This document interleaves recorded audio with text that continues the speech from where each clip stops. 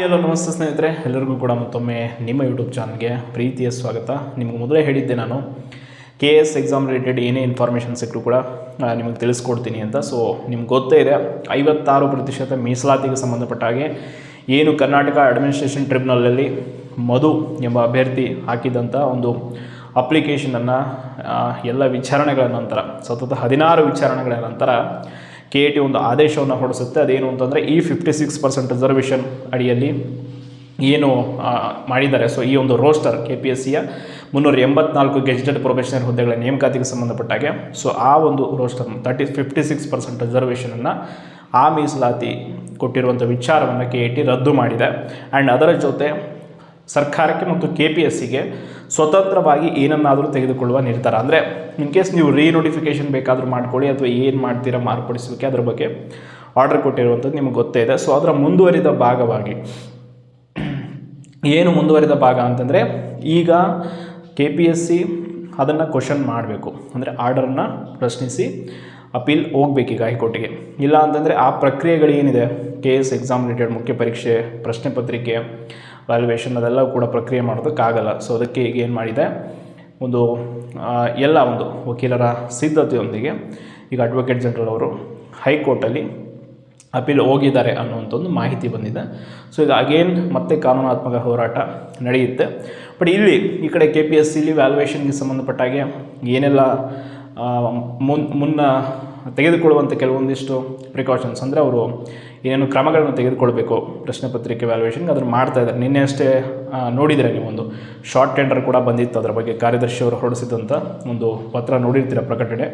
ಏನು ಅಂತಂದರೆ ಪ್ರಶ್ನೆ ಪತ್ರಿಕೆಯನ್ನು ವ್ಯಾಲ್ಯುವೇಷನ್ ಮಾಡೋಕ್ಕೆ ಸಂಬಂಧಪಟ್ಟಾಗೆ ಕೆಲವೊಂದಿಷ್ಟು ಲ್ಯಾಪ್ಟಾಪ್ ಮತ್ತು ಸ್ಕ್ಯಾನರ್ಗಳ ಅವಶ್ಯಕತೆ ಇದೆ. ಅದಕ್ಕೆ 1 ಇಯರ್ಗೆ ಸಂಬಂಧಪಟ್ಟಾಗೆ ಟೆಂಡರನ್ನು ಕರೆದಿದ್ದರು. ಅದು ಕಾರಣ ಏನು ಅಂತಂದರೆ ಇದೇ KS ಉತ್ತರ ಪತ್ರಿಕೆಗಳನ್ನು ಚೆಕ್ ಮಾಡೋ ವಿಚಾರಕ್ಕಾಗಿ. ಸೊ ಇದು ಈಗ ಹೈಕೋರ್ಟ್ಗೆ ಹೋದ ಮೇಲೆ ಏನು ಅಂತಂದರೆ ಇಲ್ಲಿ ಹೈಕೋರ್ಟಲ್ಲಿ ಈ ಆರ್ಡರ್ ಏನಾಗ್ಬೋದು. ಈಗ ಏನು ಮಧು ಎಂಬ ಅಭ್ಯರ್ಥಿ KATಲಿ ಫೈಟ್ ಮಾಡಿ ಈ ಒಂದು ಆರ್ಡರ್ನ ತೆಗೆದುಕೊಂಡು ಬಂದಿದ್ದರು. ಈಗ ಅಗೇನಿದು ಹೈಕೋರ್ಟ್ಗೆ ಹೋದರೆ ಹೈಕೋರ್ಟಲ್ಲಿ ಯಾವ ರೀತಿಯಾಗಿ ಇದನ್ನು ಎಕ್ಸೆಪ್ಟ್ ಮಾಡ್ತಾರೆ, ಏನೆಲ್ಲ ನಡೀಬಹುದು ಅಂತಂದರೆ ಖಂಡಿತವಾಗಿ ಈ KAT ಆದೇಶವನ್ನು ಮಾನ್ಯ ಉಚ್ಚ ನ್ಯಾಯಾಲಯವು ಕೂಡ ಎತ್ತಿ ಹಿಡಿಯುವಂಥ ಸಾಧ್ಯತೆಗಳು ಹೆಚ್ಚಿದೆ. ಬಿಕಾಸ್ ಯಾಕೆ ಅಂತಂದರೆ ಇಲ್ಲಿ 56% ರಿಸರ್ವೇಷನ್ಗೆ ಸಂಬಂಧಪಟ್ಟಾಗ ಈಗ ಆಲ್ರೆಡಿ ಸುಪ್ರೀಂ ಕೋರ್ಟ್ನ ಹಲವಾರು ಕೇಸ್ಗಳನ್ನು ಈ ಆರ್ಡ್ರಲ್ಲಿ ಮೆನ್ಷನ್ ಮಾಡಲಾಗಿದೆ. ವಿಶೇಷವಾಗಿ ಮೀಸಲಾತಿಗೆ ಮಿತಿ ಇರಲಿ ಅನ್ನೋ ಒಂದು ವಿಚಾರ. ಈವನ್ ಈಗ ಹೈಕೋರ್ಟಲ್ಲೂ ಕೂಡ ಇದೇ ವಿಷಯವನ್ನು ಇಟ್ಕೊಂಡು ಅರ್ಜಿದಾರರ ಪರ ವಕೀಲರು ವಾದ ಮಾಡ್ತಾರೆ. ಸೊ ಆ ವಾದ ವಿವಾದಗಳೆಲ್ಲವೂ ಆದ ಮೇಲೆ ಅಗೇನ್ ಅಲ್ಲಿ ಏನಾಗುತ್ತೆ ಅನ್ನೋ ಒಂದು ವಿಷಯ ನಿಮ್ಗೆ ಗೊತ್ತಾಗುತ್ತೆ. ಇದು ಕೂಡ ತುಂಬ ಬೇಗ ಆಗಲ್ಲ, ಕ್ವಿಕ್ಕಾಗಿ ಆಗಲ್ಲ. ಇದಕ್ಕೂ ಕೂಡ ಹಿಯರಿಂಗ್ಗಳು ಬೇಕು, ಇನ್ನು ಈಗ ಟೈಮ್ ಹಿಡಿಯುತ್ತೆ.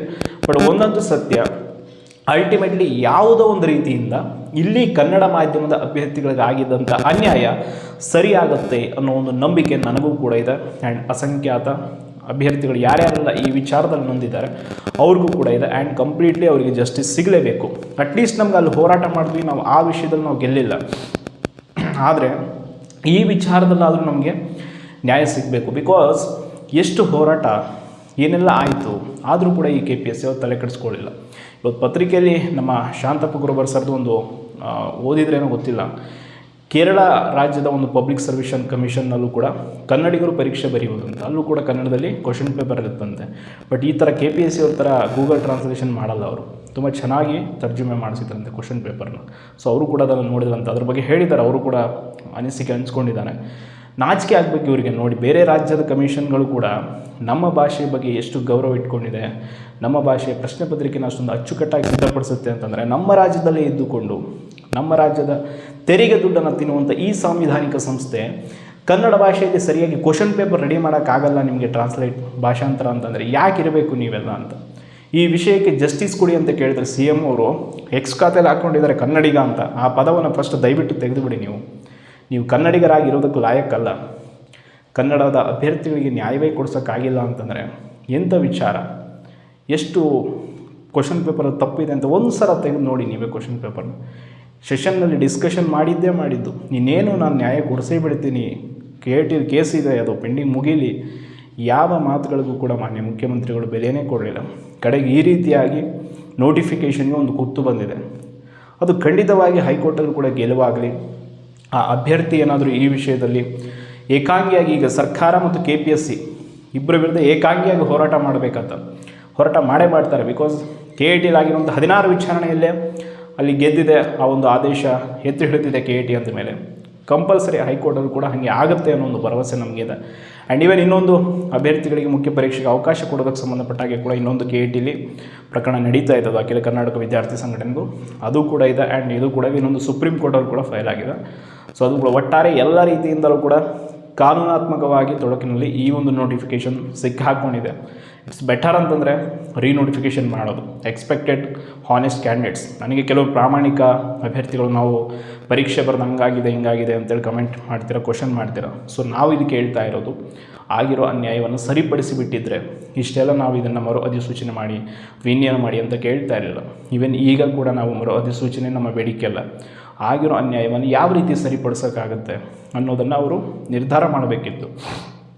ಈಗ ಈ ವಿಷಯ ಹೈಕೋರ್ಟ್ ಬಾಗಿಲಿಗೂ ಕೂಡ ಹೋಗಿದೆ, 56% ರಿಸರ್ವೇಷನ್.